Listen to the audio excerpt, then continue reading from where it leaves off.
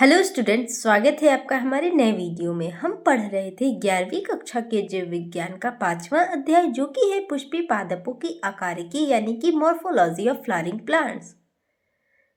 हमने इसका 16 lectures complete कर लिया है। आज है हमारा इसका 17th पार्ट। ओके, तो चलिए आज की क्लास को शुरू करते हैं।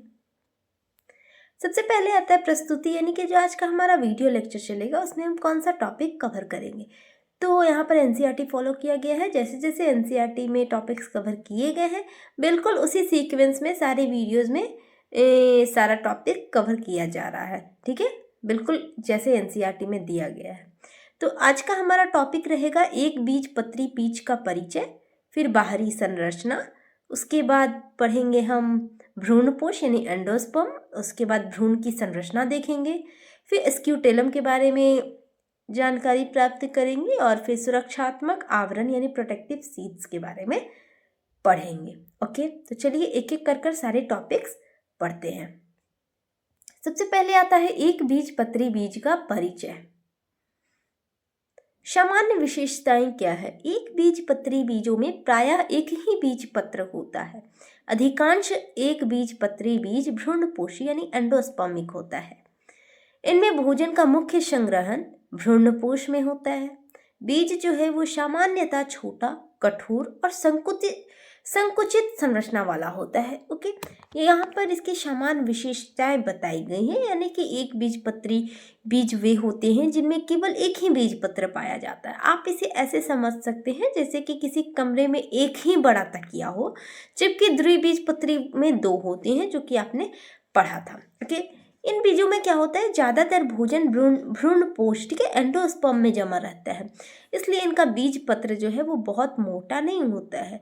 ऐसे बीज आमतौर पर क्या होते हैं ना, छोटे होते हैं, कठोर होते हैं और सख्त दिखते हैं, हार्ड दिखते हैं। जैसे कि आप ले सकते हैं गेहूं, चावल, ठीक है, मक्का, मकई जिसे बोलते हैं। इनकी जो संरचना है वो पौधे को अनुकूल पर्यावरण में जल्दी अंकुरित होने में मदद करती है। ओके, चलिए आगे आते हैं।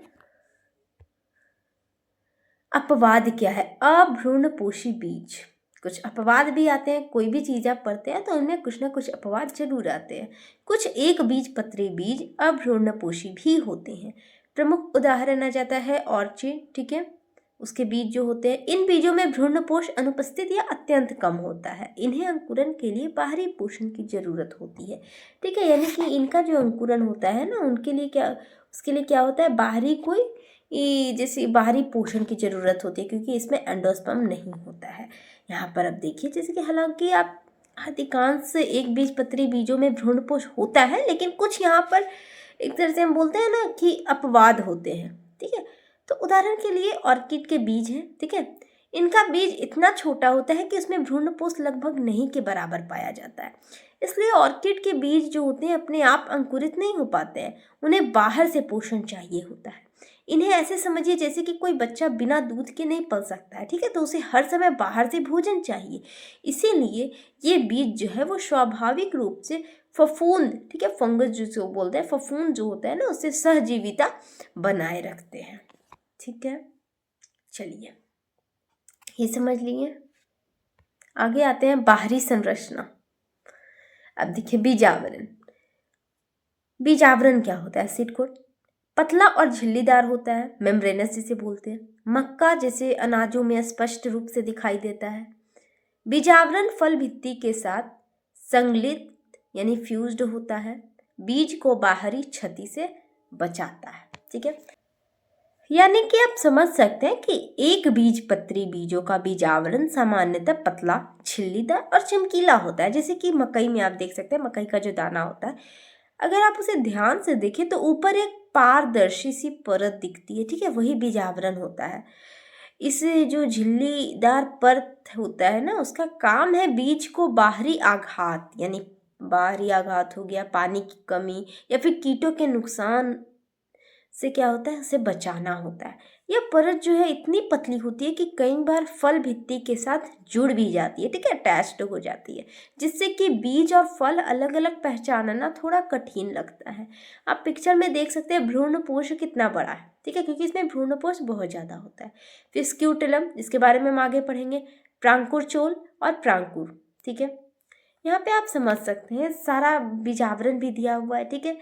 फिर एल्यूरोन शता, ठीक है, सभी के बारे में हम एक एक करके पढ़ेंगे। यहाँ पर हमें बेसिकली नोटिस करना है बीजावरण पर, ठीक है, सीड कोट पर, कि वह कैसा होता है। बहुत ही पतला लेयर आपको दिख रहा होगा, ठीक है, वो बहुत ही पतला होता है और झिल्लीदार टाइप का होता है। आगे बढ़ते हैं। फल भित्ति से संलग्नता। बीजावरण और फल भित्ति का जुड़ाव विशिष्ट है। यह जुड़ाव अनाज के बीजों को अद्वितीय बनाता है। बीज एवं फल को अलग पहचानना कठिन होता है। यह जो संरचना है वो मक्का व गेहूं में दिखने को मिलती है, ठीक है। अब देखिए फल भित्ति से कैसे संलग्न है। एक बीज पत्री बीजों की खासियत होती है कि ये जो है ना बीजावरण और फल भित्ति आपस में जुड़े रहते हैं। आप इसे देखिए मकई और गेहूं जैसे अनाजों में देख सकते हैं। यह अनाज असल में फल भी होते हैं और बीज भी होते हैं, क्योंकि देखिए फल की जो बाहरी दीवार होती है, ठीक है, और बीजावरण, बाहरी दीवार और बीजावरण एक दूसरे से अलग नहीं किए जा सकते, और यही कारण होता है कि हम इन्हें दाना कहते हैं, बीज नहीं, ठीक है। गेहूं का दाना होता है, मकई का दाना होता है, ठीक है, हम इसे बीज नहीं कह सकते, क्योंकि एक तरह से दोनों जो होते हैं ना आपस में जुड़े होते हैं। बीजावरण और फल भित्ति दोनों आपस में जुड़े होते हैं, ठीक है। ये जो संरचना है ना वो बीज की सुरक्षा और भंडारण दोनों में सहायक होती है। ओके, चलिए आगे आते हैं। अब आता है भ्रूणपोष यानी एंडोस्पर्म। भ्रूणपोष की भूमिका। मुख्य भोजन संग्रहण उत्तक है। स्टार्च, प्रोटीन व तेल से समृद्ध है। अंकुरन के प्रारंभिक चरण में भ्रूण को पोषण प्रदान करता है। आकार में बड़ा एवं स्थूल के यानी बल्कि होता है।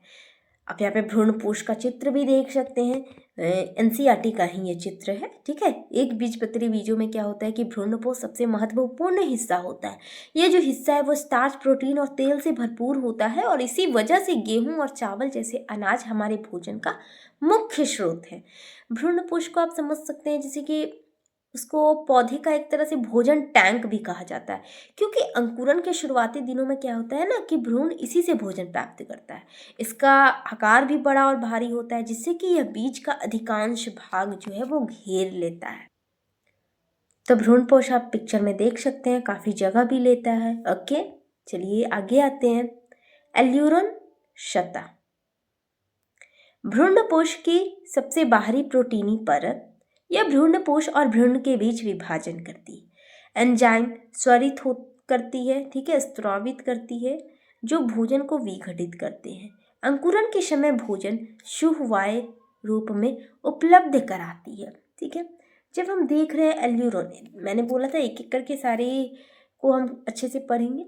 तो एल्यूरोन की जब बात आती है, एल्यूरोन लेयर जो होता है वो देखिए भ्रूणपोष जो होता है उसके चारों ओर एक पतली सी परत होती है जिसे हम एल्यूरोन लेयर कहते हैं। ये जो परत है बहुत ज़्यादा महत्वपूर्ण है, क्योंकि अंकुरन के समय यह ऐसे एंजाइम बनाती है जो भोजन, ठीक है, स्टार्च, प्रोटीन जो भी होता है उसको तोड़कर भ्रूण के लिए एक घुलनशील रूप में उपलब्ध कराते हैं।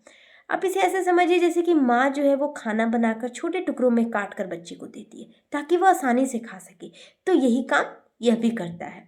ओके, इसी तरह एल्यूरोन सतह जो है वो भोजन को भ्रूण के लिए उपयोगी बनाती है, ठीक है, उसको एक तरह से उसको तोड़ती है, ठीक है, विघटित करती है,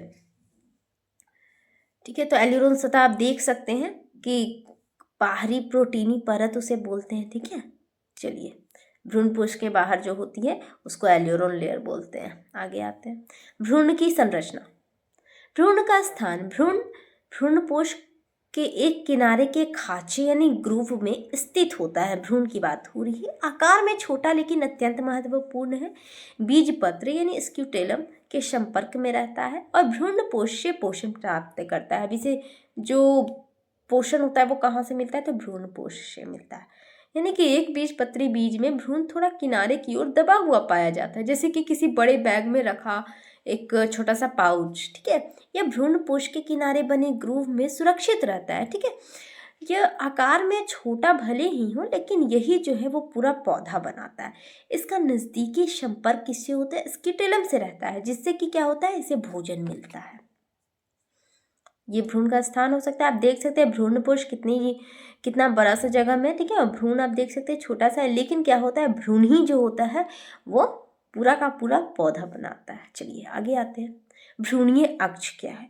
भ्रूण का केंद्रीय जीवित भाग, ठीक है, इसमें दो मुख्य संरचनाएं होती हैं, प्रांकुर और मूलांकुर।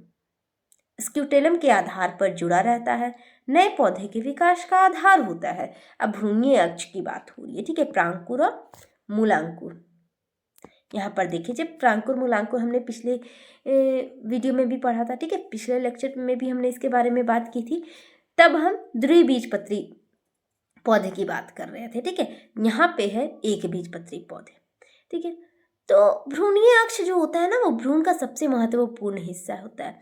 आप इसे ऐसे समझिए जैसे कि छोटी सी रेखा जिसमें जीवन की पूरी ब्लूप्रिंट भरी हो। इसी अक्ष के दोनों छोरों पर, ठीक है, जो दोनों किनारे होते हैं उन पर प्रांकुर यानी ऊपरी भाग और मूलांकुर यानी निचला भाग पाया जाता है।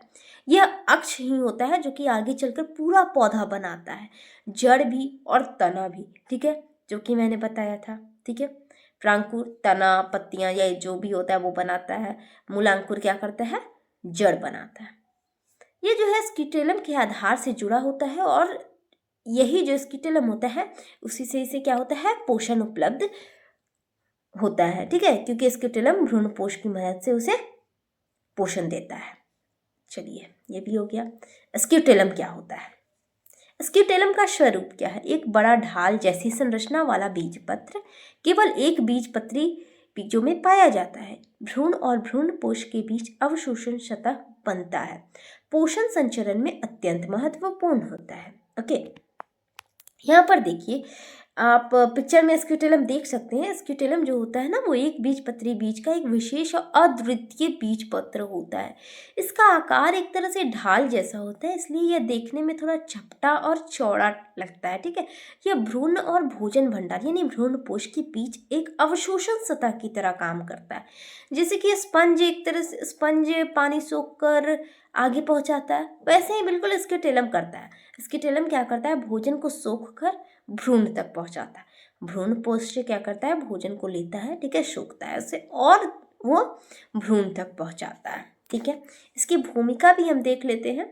स्क्यूटेलम की भूमिका, भ्रूणपोष से पोषक तत्वों को अवशोषित करता है, इन्हें भ्रूण तक पहुंचाता है, अंकुरन के प्रारंभिक चरण में ऊर्जा प्रदान करता है। मक्का व गेहूं के बीजों में अत्यंत स्पष्ट होता है, ठीक है। जब हम इसकी भूमिका की बात करें, यानी कि अंकुरन के प्रारंभिक चरण में स्क्यूटेलम सक्रिय होकर भ्रूणपोष से पोषक तत्वों को अवशोषित करता है और उन्हें भ्रूण तक भेजता है।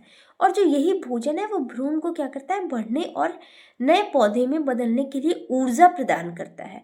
जैसे मकई हो गया, गेहूं हो गया, तो उनके बीजों में स्क्यूटेलम बहुत आसानी से पहचाना जा सकता है। यह जो है पोषण ट्रांसफर का एक मुख्य केंद्र है, ठीक है। चलिए आगे आते हैं। अब आता है प्रोटेक्टिव सील्स, लास्ट टॉपिक है ये, सुरक्षात्मक आवरण क्या होता है। प्रांकुर चोल, कॉलियोप्टाइल जिसे बोलते हैं, प्रांकुर को ढकने वाली चादर नुमा संरचना को हम प्रांकुर चोल बोलते हैं। तने एवं पत्तियों की रक्षा करती है, मिट्टी को छेद कर बाहर आने में सहायता करती है, प्रकाश की दिशा में वृद्धि का मार्ग दर्शाती है, ठीक है। यानी कि प्रांकुर चोल की जो हम बात कर रहे हैं, आप यहाँ पे पिक्चर में भी देख सकते हैं। मैं इसे ऐसे साइड करती हूँ, ठीक है, आप इसे पिक्चर में देखकर समझ सकते हैं। प्रांकुर चोल और मूलांकुर चोल दोनों की हम बात करेंगे। प्रांकुर चोल एक तरह से एक नली या चादर जैसी संरचना होती है जो प्रांकुर को पूरी तरह ढक लेती है। जब बीज मिट्टी में अंकुरित होता है तो यही प्रांकुर चोल मिट्टी को चीर कर बाहर निकलता है और अंदर मौजूद नाजुक प्रांकुर की सुरक्षा करता है। आप इसे ऐसे समझिए जैसे कि छतरी जो है वो बारिश में हमें बचाती है, तो वही है, यह प्रकाश की दिशा में रास्ता दिखाकर तने को बाहर लाती है, ठीक है। अब हम अगला बात करते हैं मूलांकुर चोल की यानी कोलियोराइजा की। चलिए यहाँ पर देखिए, मूलांकुर चोल यानी कोलियोराइजा, मूलांकुर को ढकने वाला सुरक्षात्मक आवरण, जड़ बनने तक मूलांकुर की रक्षा करता है, पानी और मिट्टी में प्रारंभिक वृद्धि हेतु सुरक्षित मार्ग देता है, अंकुरन के समय पहले टूटकर जड़ को बाहर आने देता है। देखिए ये मूलांकुर चोल नीचे में दिया हुआ है, ठीक है। मूलांकुर चोल मूलांकुर को सुरक्षा प्रदान करता है, यानी कि मूलांकुर चोल जो है वो जड़ के आरंभिक भाग की सुरक्षा करता है। जब अंकुरन शुरू होता है तो सबसे पहले यही चोल फटता है, ठीक है, और मूलांकुर बाहर आता है तथा मिट्टी में जड़ बनाना शुरू करता है। यह जो संरचना है वो पानी और मिट्टी के संपर्क में आने वाली पहली सुरक्षा परत है जो कि जड़ को सुरक्षित रास्ता देती है। ओके, चलिए आगे आते हैं। ये रहा आपका बिल्कुल पूरा पिक्चर, एक बीजपत्री बीज की संरचना जिसमें कि भ्रूणपोष दिखाया गया है, भ्रूण दिखाया गया है। फिर देख सकते हैं आप किस तरह बीजावरण दिखाया गया है, एल्यूरोन लेयर दिखाया गया है जो कि भ्रूणपोष के चारों तरफ है, एक पतला सा लेयर। फिर स्क्यूटेलम दिखाया गया है जो कि भ्रूणपोष और भ्रूण के बीच संपर्क स्थापित करता है, ठीक है। प्रांकुर चोल जो कि प्रांकुर को सुरक्षा प्रदान करता है, मूलांकुर चोल जो कि मूलांकुर को सुरक्षा प्रदान करता है। ओके, ये हो गया। अब आता है संक्षेपण, यानी आज की क्लास में हमने क्या क्या पढ़ा। आज हमने पढ़ा एक बीजपत्री बीज का परिचय देखा, फिर हमने उसकी बाहरी संरचना देखी, फिर हमने भ्रूणपोष देखा, ठीक है। फिर हमने भ्रूण की संरचना पढ़ी, फिर स्क्यूटेलम पर चर्चा की और उसके बाद सुरक्षात्मक आवरण यानी प्रोटेक्टिव शीट्स के बारे में जाना। ठीक है, तो फिर आज के लिए इतना ही, मिलते हैं हम लोग अगले वीडियो में। धन्यवाद।